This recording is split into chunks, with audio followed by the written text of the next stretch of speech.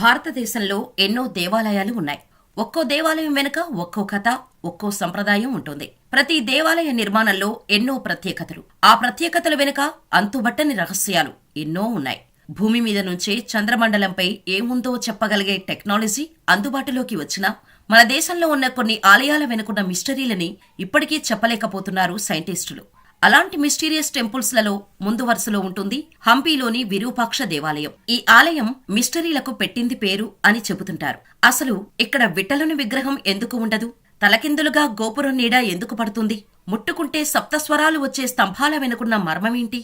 బదవలింగంపైకి ఎక్కినా పూజారి కృష్ణభట్ని ఎందుకు ఎవరూ ప్రశ్నించేవారు కాదు అనే ఇంట్రెస్టింగ్ విషయాలను ఈ వీడియోలో చెప్పేందుకు మేము ప్రయత్నం చేస్తాం. మీరు చేయాల్సిందల్లా మా వీడియోని లైక్ చేసి షేర్ చేయడమే. Now let's begins the video. Karnataka రాష్ట్రం బళ్ళారి జిల్లాలోని హంపీలో తుంగభద్రా నది పక్కనే విరూపాక్ష దేవాలయం ఉంది. వేలాది సంవత్సరాల చరిత్రకు సాక్ష్యమే ఈ విరూపాక్ష టెంపుల్. ఈ ఆలయాన్ని 15వ శతాబ్దంలో విజయనగర సామ్రాజ్య పాలకుల్లో ఒకరైన రెండో దేవరాయ కాలంలో నిర్మించారు. విరూపాక్ష టెంపుల్ ని విజయ విఠల ఆలయం అని కూడా పిలిచేవారు. పేరుకే విఠలుని ఆలయమైనా ఇక్కడ విఠలుని విగ్రహం లేకపోవటమే ఇక్కడ పెద్ద మిస్టరీ. ఇక్కడ స్వామివారి విగ్రహం ఎందుకు లేదో చెప్పేందుకు ఓ కథ ప్రాచుర్యంలో ఉంది. అదేంటంటే, శ్రీ మహావిష్ణువు ఈ ఆలయాన్ని వదిలి పండరీపూరుకు విఠల రూపంలో వెళ్లిపోయాడని చెబుతుంటారు. అందుకే ఇక్కడ విఠలుని విగ్రహం ఉండదని పురాణాలు చెబుతున్నాయి. విరూపాక్ష ఆలయ రాజగోపురం మొత్తం 11 అంతస్తులుగా నిర్మించారు. ఈ ఆలయ ముఖమండపంపై చూడగానే ఆకర్షించే ఎన్నో పెయింటింగ్స్ ఉంటాయి. ఒకవేళ ఈ హాలిడేస్ కి గాని హంపీకి వెళ్లాలని ప్లాన్ చేసుకుంటే ఈ మండపాన్ని అస్సలు మిస్ కాకండి. ఈ మండపాన్ని చూస్తే రోజంతా అక్కడే ఉండాలి అన్నట్టు ఉంటుంది. ఇక ఆ ఆలయంలో స్వామి ఉగ్ర రూపంలో దర్శనమిస్తాడు. అందుకే ఎక్కడా లేని విధంగా ముఖమండపం నుంచి గర్భాలయానికి దారి ఉండదు.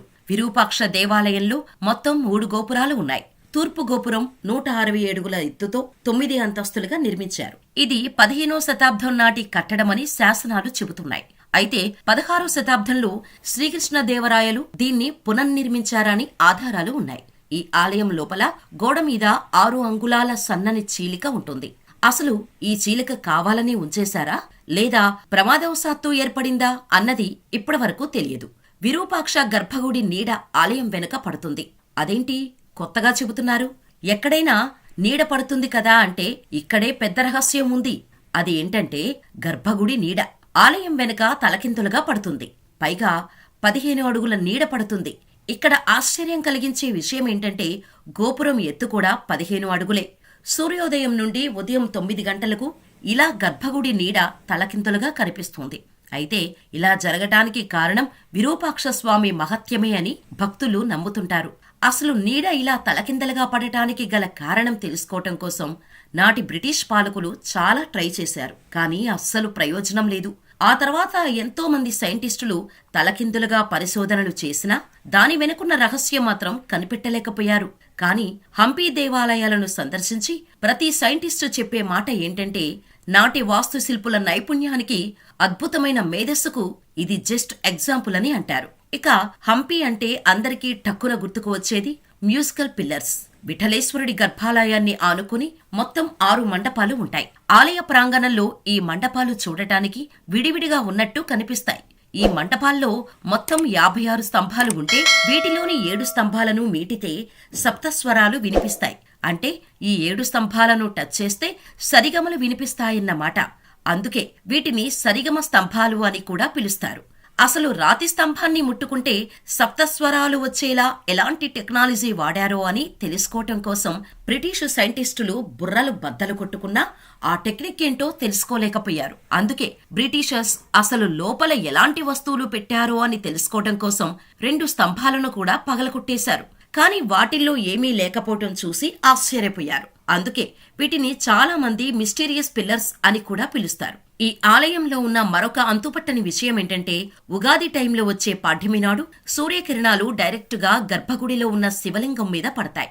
కరెక్ట్ గా ఆ టైంలోనే సూర్యకిరణాలు శివలింగంపై పడేలా నాటి శిల్పులు ఎలా నిర్మించారో అన్నది ఇప్పటికీ బ్రహ్మ రహస్యమే. ఇక ఏ శివాలయంలో కనిపించని అతిపెద్ద వింత ఈ క్షేత్రంలోనే కనిపిస్తోంది. అది 3 తలల నంది. ఇక్కడ తప్పితే ప్రపంచంలో మరెక్కడా 3 తలల నంది కనిపించదు.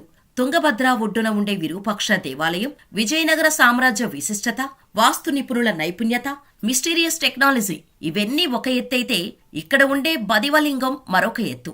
ముస్లిం పాలకులు, ఇతర సంస్థానాధీశులు, అన్యమతస్థులు బదవలింగాన్ని ధ్వంసం చేయటానికి ఎన్నో ప్రయత్నాలు చేశారు.